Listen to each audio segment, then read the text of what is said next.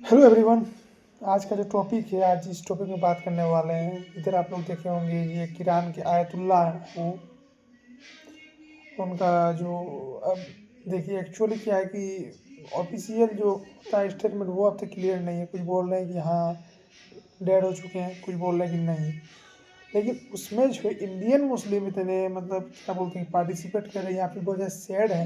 इसके पीछे का रीज़न, एक्चुअल रीज़न क्या है, ये जानना भी ज़रूरी है। कि मतलब क्यों सपोर्ट कर रहे हैं, जबकि इंडिया प्राइम मिनिस्टर या कोई भी अब तक कोई ऑफिशियल ट्वीट नहीं किया कि हाँ वो मर गया, हमको बहुत संवेदनशील है, हम बहुत शोक महसूस कर रहे हैं या दुखद है, इस प्रकार का कोई मैसेज अब तक नहीं आया है। लेकिन इंडियन मुस्लिम खास करके इमामबाड़ा, लखनऊ में और बहुत जगह जगह मतलब इतना हाई लेवल प्रोटेस्ट हो रहा है कि मत पूछिए। खासकर Siya community, Sunni community, Siya community, बहुत सारा कम्युनिटी है, मुस्लिम में बहुत सारा डिवीज़न है हालांकि, लेकिन उस लेवल में नहीं है। जैसे कि हमारा दूसरे बहुत सारे धर्म और भी है, जैसे कि एक मेजर रीज़न है जैसे हिंदुज़म। जैसे हिंदूज, उसमें क्या होता है कि हाँ ब्राह्मण मतलब बहुत ज़्यादा क्या बोलते हैं उसमें भेदभाव बहुत ज़्यादा है। तो इंडिया, हालांकि मुस्लिम में इतना भेदभाव नहीं है, बस है क्या कि तरीका बस अलग अलग है। कुछ लोग ऐसे मान रहे हैं, कुछ लोग वैसे मान रहे हैं। क्या कि चार खलीफा है और चारों का जो तरीका, तो आई मीन जो जो खलीफा बने या जो जो रहे, तो उसके हिसाब से अकॉर्डिंग के हिसाब से जो बांटे, तो वो अलग उस मुद्दा में बात नहीं करेंगे, बहुत लंबा चलेगा। और फिर ये आयतुल्ला इस तरह होता है जैसे कि कोई शंकराचार्य है या कोई बड़ा बड़ा जैसे हिंदू धर्म में है।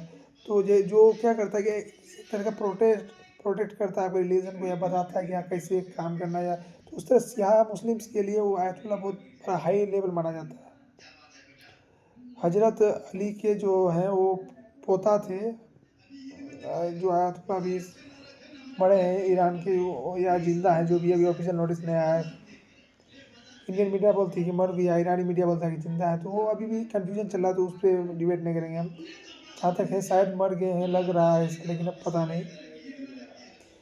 तो एक्चुअल क्या है कि उस लेवल का है, जब मर जाता है वो ईरान, देखिए ईरान में भी दो तरह का आदमी है। वो लगभग वो 40 साल राज किए। कुछ लोगों का मानना है कि जैसे पहले ईरान था, इस्लामिक, उसको इस्लामिक स्कॉलर के रूप में मानते थे, उसको सपोर्ट कर रहे हैं। कुछ लोग ऐसा है कि कुछ ऐसे खासकर लड़कियां या कुछ ऐसे समाज जिसको लग रहा था कि मेरा इंडिपेंडेंस छीन गया था, अब वो मर गया तो मेरा इंडिपेंडेंस फिर से वापस आ गया।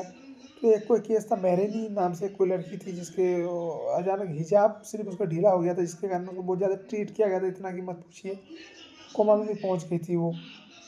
तो ये कहीं ना कहीं ये गलत था। देखिए, धर्म अपनी जगह पर इंसानियत के हिसाब से बिल्कुल ये गलत था कि किसी को इतना भी, पर इस्लाम कभी ये कहता ही नहीं है।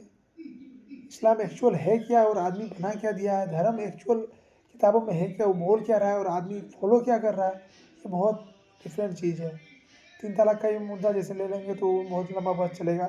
एक्चुअल बोला क्या गया इस्लाम में, लेकिन कर क्या रहा है। ठीक है, धर्म कुछ और बोलता है, लेकिन आदमी अपने अकॉर्डिंगली कुछ और चेंज करता है, ये सबसे बड़ा गलत है। वो बोलते हैं कि ये मेरा धर्म नहीं, भाई ये धर्म नहीं है।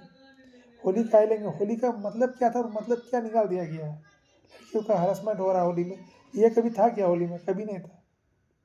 प्रहलाद और कसम केसव राजा जो था, उसका बेटा था प्रहलाद, वो राजा को हर कोई मान रहा था, वो बहुत बड़ा, वो अपने आप को भगवान मानने वाला था, लेकिन उसका बेटा नहीं मान रहा था उसको, जिसके कारण उसका जो बहन है, कर्णी केसव का बहन, जिसको वरदान मिला था, वो आग में जाके बैठती है, वो खुद जल जाती है, लेकिन वो उसका बेटा बच जाता है, क्योंकि विष्णु का बहुत बड़ा भक्त था। तो इससे यह पता चलता है कि असत्य का जो हमेशा हार होगा, असत्य हमेशा जीतेगा। यह अहिंसा के प्रति मतलब हिंसा के प्रति अहिंसा की जीत है। तो इस तरह का धर्म ये बताता है आपको, ना कि कुछ और बताता है कुछ मतलब। और यहाँ पे हो क्या रहा, दारू पी रहे हैं, मटन चावल चल रहा है बिना मतलब का लड़कियों को हरेसमेंट कर रहे हैं। आप किसी को रंग लगाने के नीयत से नहीं छू रहे, छू इसलिए, क्या ही बोले नीयत, इसमें क्या ही बात करें, छोड़िए फिर लंबा हो जाएगा। बहुत सारा चीज़ है, तो फिर से वापस अपने टॉपिक में लौटते हैं। तो आयतुल्ला है, तो बहुत कोई इसको मानते हैं कि हाँ ये स्कॉलर थे या जो भी थे, प्रोटेक्टर थे, तो जिसके कारण ये लोग को भी अपना संदेश रहता है कि हाँ भाई मेरा एक बहुत बड़ा स्कॉलर चलेगा। अभी मान लिया अगर परमानंद जी या कोई भी, मैं नहीं चाहता हूँ ईश्वर करे वो बहुत जिए, बहुत लंबा साल जिए, गलती से अगर उसका डेथ हो जाता है, तो जहाँ जहाँ हिंदू है हर जगह मातम बनेगा, चाहे उस देश का, मान लिए कल के डेट में पाकिस्तान इंडिया आज के डेट में है, लेकिन वहाँ पे जो हिंदू है तो वो बोलेगा ना भाई हाँ हम उसको सपोर्ट कर रहे हैं। बस वही बात है, रिलीजन अपने जगह पे है और इंडिया क्या इंडिपेंडेंट है, कोई किसी को सपोर्ट तो फिर वो मिनिस्ट्री लेवल में ही होता है।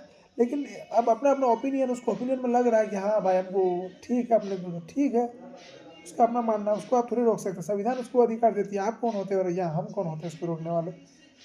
तो किसी का टिप्पणी करना ये फालतू चीज़ है, क्योंकि संविधान जब अधिकार देते, संविधान सर्वोच्च है, उससे बड़ा कोई नहीं है। तो फिर वो अपने जगह में प्रैक्टिकली देखे तो बिल्कुल सही है, गलत नहीं है।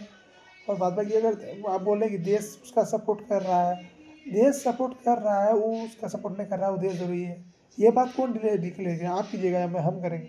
संविधान ना करेगा। जब संविधान उसको अधिकार दे रहा है तो आप और हम कौन होते वाले?